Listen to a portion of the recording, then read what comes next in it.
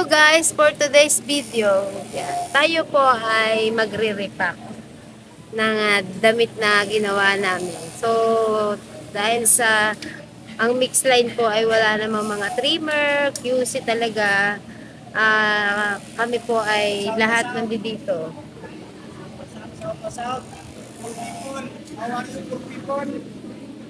Sa boss,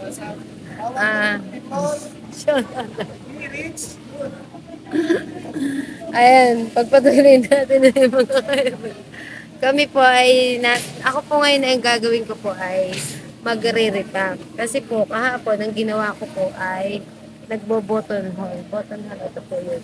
Yung button hole, ito po, yung binubutasan niya po. Yung po ang ang sinusuot naman po ay yung yan, botones. Ang tawag po dyan ay button hole. So, ngayon guys, tapos na tayo doon. Step by step tayo. So, ngayon guys, magre-repack ako.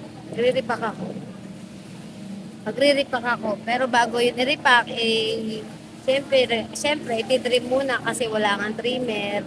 Walang maraming tao, kami lang. Mga 4-3 lang kami. Minsan, meron na pumapasok dito, kaya pwede, marami kaming nagagawang damit. So, kami yung nagbubuo nito, guys. Shoutout nga pala sa Holy Redeemer. Yan, Holy Redeemer School of Kabuyao. Diyan sa papuntang Kalamba. So, guys, shoutout sa inyo kasi nagtiwala po kayo. Nagtiwala kayo sa aming kakayanan, sa aming line, sa aming kumpanya na pinapasukan namin. Magtiwala kayo. So guys, ito po yung Holy Redeemer, shoutout po sa iyo. Salamat sa iyo. Sa amin kayo nagpagawa na. Kung sino gusto niyo po magpagawa dyan ng mga school uniform, mga uniform ng office, lahat pwede sa amin. Underwear, kaya lang hindi kami sa ibang line yung ginagawa. Tapos, dito sa amin is mga damit lang talaga. Mga bedsheet, cortina.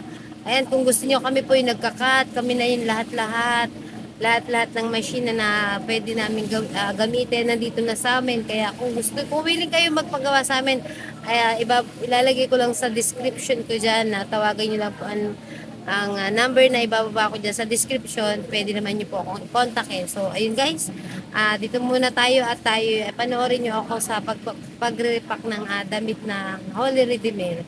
Yan, dyan muna kayo at tayo magpatuloy. So yun guys, dahil wala po naghahawak ng camera ko, sasabihin ko na lang muna ang unang ginagawa. Yun guys, ang unang ginagawa ko po ay babalik rin muna po yung damit kasi lahat ng mga sobrang tela ay sobrang sinulit, tinatanggal. So may label yan, small lang size lang siya. Tinatanggal muna bago i-close. Mama, hawakan nyo nga muna pula mama. Saglit lang po nyo ako ikamit. Ayan, tutok nyo mama sa akin. Itutok nyo sa akin sa gagawin. Huwag nyo ayusin yan. Ganyan lang mama. Yan. Kita ba yung ginagawa ko mama? Oo. Ayan po guys, pagpatuloy natin kasi may naghawak ng camera.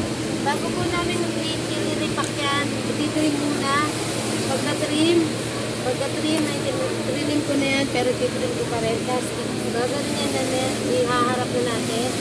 Yan, pag may mga sinulid na sobra, excuse me, tatanggalin. At itong mga butones, ibubutones na. Yan, meron na po ako ng butones. Ayan na po guys. So, ayan na po. Ito na po yung nabutones ko para mas madali. Tapos, pagkatapos yan guys, ito po yung sukatan kung gaano kalaki yung itutupi nyo para magkasya sa plastic. Ito po, naka-ready na po yung tape. Mama, kasya, kitang-kita lahat. Ayan po. Ayan, shoutout po sa Holy Redeemer at talagang kayo nagtiwala sa amin. Yan, ipuporma po muna yan, bago itipiklop na ganyan. At ito rin po, gaganyan rin po para, kasi po ito hindi na pinaplansya. Kasi lalabang pa nila ito, kaya hindi na namin pinaplansya. Ayusin lang po namin mag-repack. So, ayun guys, kailangan po, i-press nyo ng konti yan para itupiin ng ganito, para magkasya sa plastic na paglalagyan. Ayan, ganyan na po ang magiging resulta yan. Diba? Napakaganda guys. So, ito din yung plastic.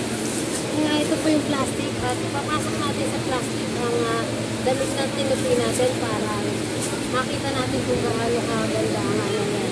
Napasok natin sa plastic itong damit. Kasi meron naman siya nakapormang karton para mas madali.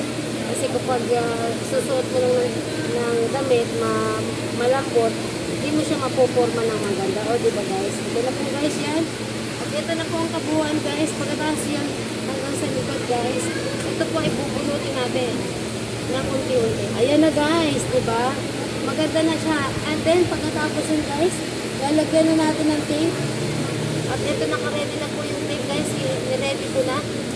Ayan guys. At tutupigin na natin yan guys. Ayan, natapos na tayo guys. Ang pag-reback for today's video guys. Natapos na tayo yan. Salamat po sa inyong lahat sa panonood nyo guys sa aking pag-reback for today. Yan. Shoutout po sa inyo na thank you very much. At sa naghawak ng camera ang mamahal na ko. Thank you so much guys. Kain na tayo guys. Kain na tayo. Bye. Diba? Small dito.